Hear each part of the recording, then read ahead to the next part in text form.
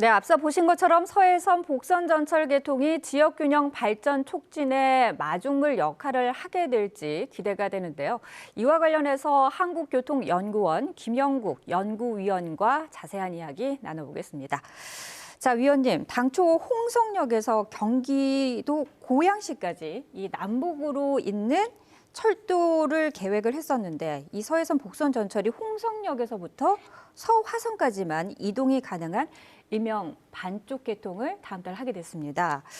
기대했던 충남 도민들로서는 좀 실망이 크지 않을까 싶은데 이렇게 완전 개통이 아닌 반쪽 개통을 하게 된 이유 자세히 설명을 좀 부탁드리겠습니다.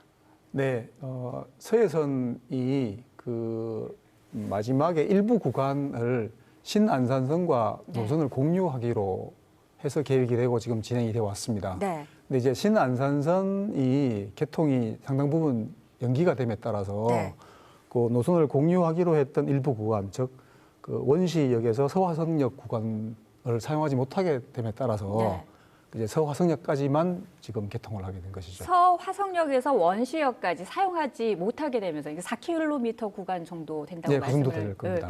하셨는데 보통 그 구간을 그러면은 어떻게 사용을 하게 되는 그 구간은 그러면 일부 뭐 셔틀버스로 이렇게 이용을 하게 되는 건가요? 아무래도 그 충남 도민들이 서해선을 이용을 해서 그 수도권으로 접근하는 것이 수도권 내부로 들어가기 위해서이지 서화성을 종착지로 하는 수요는 많지 않을 거란 말이죠.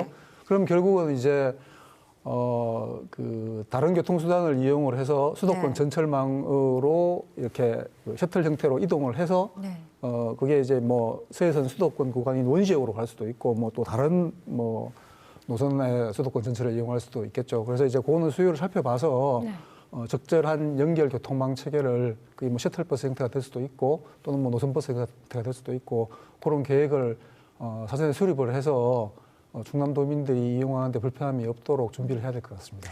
사실 이 서해선을 우리가 계획할 당시에는 수도권을 1시간 이내에 진입하겠다 이런 계획으로 진행이 됐었는데 어떻게 보면 이게 1시간 안에 이제 진입하기는 사실상 불가능해진 상황이지 않습니까?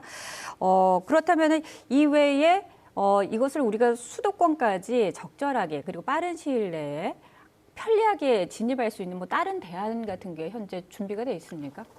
사실 이제 이 철도와 같은 대량 교통수단 같은 경우에는 노선의 일부 구간이 완성이 되지 않으면은 전체 구간 개통이 어려운 측면이 있고 또 워낙 수송 용량이 높은 수단이기 때문에 사실 뭐 대안을 세우기가 마땅하지가 않습니다. 그래서 이제 아까 말씀드린 바와 같이 그 이어지지 못한 일부 구간, 그 짧은 구간이지만 그 구간은 이제 기존의 교통 체계를 활용하거나 또는 신규로 셔틀이나 노선버스를 신설을 해서 그 이제 다른 그러니까 수도권 교통 전철망으로 이동할 수 있도록 하는 그런 체계를 만드는 그런 방법이 있을 수 있다고 생각합니다.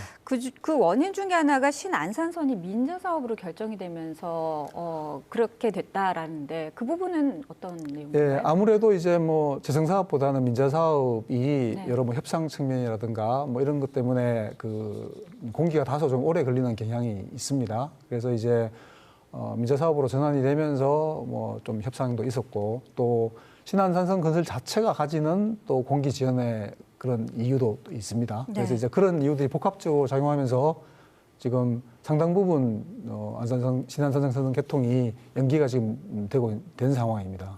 그러면은 완전 개통까지는 언제로 예상을 하세요? 그게 이제 사업자하고 이제 주관부처하고 협상을 하는 과정에서 사업자 측은 뭐 48개월인가를 요구했다가 그거는 너무 길다. 그래서 뭐 20개월로 줄이자. 근데 20개월이 뭐 가능한 수치냐 이런 여러 가지 논의가 오고 가고 있는데 아마 관련해서 관련 부처와 민자 사업자가 아주 긴밀하게 지금 논의를 하고 그 연장되는 기간을 단축하기 위해서 노력하고 있는 것으로 알고 있습니다. 2030년 이후로 또 예측을 하시는 분들이 많으시더라고요. 그건 너무 과한 예측인 것 같고요. 그렇군요. 그렇게까지는 아닌 것 같습니다. 자, 그러면은 이 서해선 얘기는 뒤로 하고 서해선과 더불어서 현재 충남도에서 추진 중인 제2서해대교 그리고 GTX C 노선 착공에도 여러 문제가 발생을 하게 되면서 이 충남의 주요 교통망 구축에 차질이 생기고 있는 상황인데요.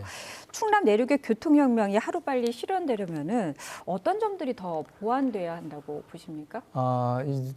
그 광역교통 체계이고 또 뭐 제2 그 서해대교 같은 경우에는 뭐 그 국토의 균형 발전 측면에서도 중요한 사업이고 그래서 이게 자치단체 재원뿐만 아니라 국비가 확보가 되어야 가능한 사업입니다. 이제 네. 국비 규모가 그 퍼센테이지가 더 높기 때문에 네. 그러면 당연히 그 예산을 수립하고 집행하는 부처와 네. 또 사업의 주무관청인 국토부의 예산 확보 노력 또 우선순위 조정 노력 이런 것들이 병행되어야 하는데 그거는 지역의 노력도 함께 병행이 되어야 된다고 생각합니다. 그래서 지역의 도와 또 해당 지역의 국회의원들이 노력을 해서 재정과 예산 확보 그리고 예산의 우선순위 조정 같은 큰 그림의 노력을 우선 해야 될 필요가 있다고 생각을 합니다. 물론 그 말고도 뭐 고려해야 될 요소가 또 여러 가지 있기도 합니다. 네, 뭐 여러 가지 고려해야 될 요소는 많지만은 네. 결국은 예산이 가장 중요하다라는 네. 말씀이신 것 같습니다. 자, 오늘 말씀은 여기까지 듣도록 하겠습니다. 고맙습니다. 네, 감사합니다.